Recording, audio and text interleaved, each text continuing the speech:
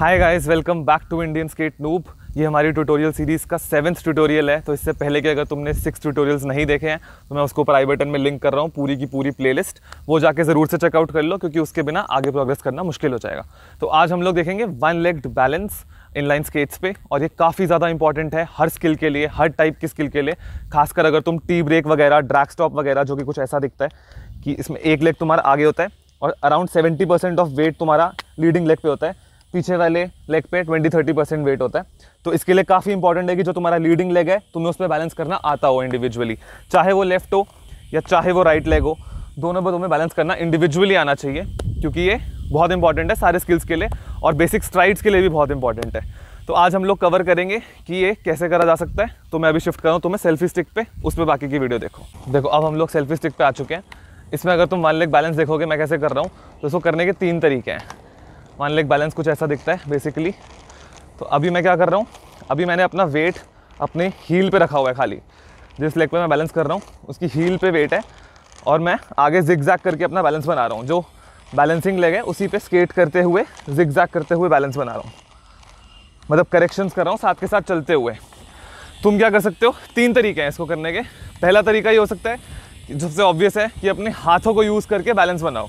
जैसे अगर अब तुम देखोगे वन लेग बैलेंस कर रहा हूँ, अपने हाथों को यूज़ करके मैं ट्राई कर रहा हूँ कि मैं नहीं गिरूँ। ठीक है, दोनों हाथ यूज़ करके ट्राई कर रहा हूँ कि नहीं गिरूँ। जैसे तुम नॉर्मल एक रस्सी पे चलते हुए इंसान को तुमने देखा होगा, अगर वो वन लेग बैलेंस ट्राई कर रहा है रस्सी पे चलते हुए, तो वो दोनों हाथ को यूज़ करके बैलेंस बनाता है। ये काफ़ी अच्छा तरीका है बिगिनर लेवल के लिए। पहले ऐसे बैलेंस बनाना सीखो, उसके बाद तुम क्या कर सकते हो, सेकेंड तरीका हो सकता है कि तुम अपनी जो पीछे वाली लेग है, जो जिस पे बैलेंस नहीं कर रहे, जो हवा में है, उसको हिला के बैलेंस बना सकते हो। वो मैं अभी तुम्हें दिखाता हूँ। जैसे मैं ये बना रहा हूँ, अभी जो पीछे ये वाली लेग है जो खाली है, मतलब जो कुछ नहीं कर रही, इसको हिला के मैं अपना वेट एडजस्ट कर सकता हूँ इधर उधर। जब मेरे को लगे कि मैं गिरने वाला हूँ, इसको एडजस्ट करके बैलेंस करेक्ट कर सकता हूँ। मतलब वन लेग बैलेंस क्या है कि सारा टाइम तुम अपना बैलेंस करेक्ट कर रहे हो, क्योंकि ऐसा नहीं हो सकता कि तुमने बिल्कुल ही एक सीधी लाइन में चलना शुरू कर दिया और बिल्कुल भी इधर उधर नहीं जा रहे। तो तुम कॉन्स्टेंटली करेक्ट करके वन लेग पे बैलेंस मेंटेन कर रहे हो। अब इसमें सबसे ध्यान रखने वाली सबसे इंपॉर्टेंट बात यह है कि तुम्हारा वेट हमेशा तुम्हारे व्हील्स के सेंटर एज पे होना चाहिए, सेंटर पे।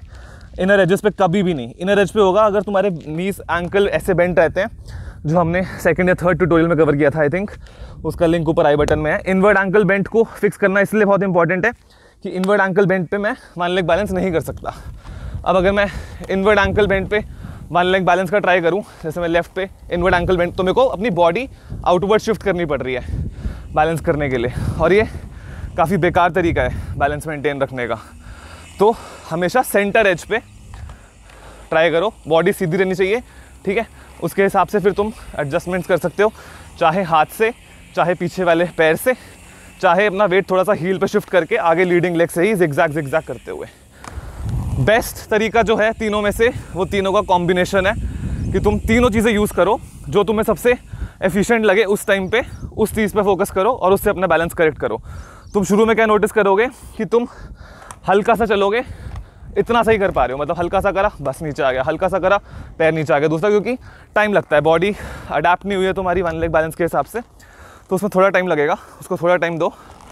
बट ये स्किल काफ़ी इंपॉर्टेंट है, क्योंकि वन लेग बैलेंस से ही तुम्हें प्रॉपर स्ट्राइड्स भी आती हैं। अगर तुम्हारा वन लेग बैलेंस नहीं है, बिल्कुल भी नहीं है, मतलब कि अगर नेक्स्ट टू नथिंग है, तो तुम अपनी स्ट्राइड लंबी कर ही नहीं सकते। तुम फिर बहुत छोटी छोटी स्ट्राइड्स लोगे, तुम ये करोगे, क्योंकि तुम्हारे को वन लेग पे कॉन्फिडेंस ही नहीं है। अब तुम अगर चाहते हो कि तुम्हारी स्ट्राइड्स लंबी हो, तो उसके लिए वन लेग बैलेंस आना बहुत इंपॉर्टेंट है, क्योंकि तुम हर स्ट्राइड के बाद थोड़ा सा हवर करते हो हवा में, उसके बाद नेक्स्ट स्ट्राइड पे आते हो। प्रॉपर स्ट्राइड में थोड़ा टाइम मिलता है हर लेग को ग्लाइड करने के लिए, तो इसके लिए वन लेग बैलेंस बहुत इंपॉर्टेंट है, क्योंकि बिना वन लेग बैलेंस के तुम ग्लाइड कर ही नहीं सकते, और ग्लाइड नहीं करोगे तो स्ट्राइड अच्छी नहीं होगी, स्ट्राइड एफिशिएंट नहीं होगी, ज़्यादा एनर्जी लगेगी। तो ये चीज़ मैंने बहुत बाद में सीखी थी। मैं चाहता हूँ कि तुम लोग शुरुआत से सीख लो कि वन लेग बैलेंस कितना इंपॉर्टेंट है, और दोनों लेग्स पे ट्रेन करना बहुत इंपॉर्टेंट है। यूजुअली क्या होता है कि हम लोग एक ही लेग को प्रेफरेंस देते हैं, उसी को over and over again train करते रहते हैं, क्योंकि वो हमारी स्ट्रॉन्ग लेग होती है, और हमें शो ऑफ करने को ज़्यादा मिल जाता है लोगों के सामने कि देखो मुझे वन लेग बैलेंस आता है। ये मैंने भी गलती करी है। राइट लेग मेरी इस वजह से काफ़ी ज़्यादा स्ट्रॉन्ग है लेफ्ट से अभी भी, जबकि अब मैं ट्राई करता हूँ लेफ़्ट को भी इक्वली ट्रेन करने की। बट क्योंकि मैंने शुरुआत में इतना ज़्यादा ट्रेन नहीं किया लेफ़्ट को और राइट पे ही पीछे बढ़ा रहा मैं, तो मेरी राइट काफ़ी ज़्यादा स्ट्रॉन्ग है लेफ़्ट के कंपैरिजन में। तो तुम लोग क्या कर सकते हो कि शुरुआत से ही दोनों लेग्स को ट्रेन करो, कोई भी किसी भी लेग को इग्नोर मत करो। तो ये आगे जाके तुम्हें बहुत हेल्प करेगा हर चीज़ में। सारी स्किल्स ट्रांसफ़र होती हैं इसी चीज़ पे कि तुम्हारा बैलेंस कितना अच्छा है स्केट्स पे, और वन लेग बैलेंस उसका बहुत इंपॉर्टेंट पार्ट है। तो ये आज का ट्यूटोरियल था। अगर तुमने अभी तक सब्सक्राइब नहीं किया चैनल तो प्लीज़ कर दो, क्योंकि ऐसे बहुत सारे ट्यूटोरियल्स आने वाले हैं आगे, और मैं हर 4 दिन में एक ट्यूटोरियल निकालता हूँ। तो अभी तुमने अगर ट्यूटोरियल्स पहले के नहीं देखे हैं तो वो चेकआउट कर लो और मुझे बताओ कि मैं और किस किस चीज़ का ट्यूटोरियल निकाल सकता हूँ। और मैं ट्राई कर रहा हूँ कि मैं क्रोनोलॉजिकली चलूँ। तो अगर तुमको प्लेलिस्ट चाहिए तो मैंने अलग से प्लेलिस्ट बना रखी है, ऊपर लिंक कर रहा हूँ, ट्यूटोरियल्स की प्लेलिस्ट है वो पूरी की पूरी। तो उसमें जाके तुम सारे ऑर्डर वाइज ट्यूटोरियल्स देख सकते हो। तो अगर तुम मुझे अभी से बोलोगे कि पावर स्लाइड का ट्यूटोरियल दे दो, तो वो मेरे को थोड़ा टाइम लगेगा, क्योंकि पावर स्लाइड थोड़ी एडवांस लेवल स्किल है। उससे पहले हमें बैकवर्ड स्केटिंग देखनी पड़ेगी, वन लेग बैलेंस देखना पड़ेगा जो हमने आज देखा। ऐसे बहुत सारी स्किल्स कंबाइन करके पावर स्लाइड बनती है।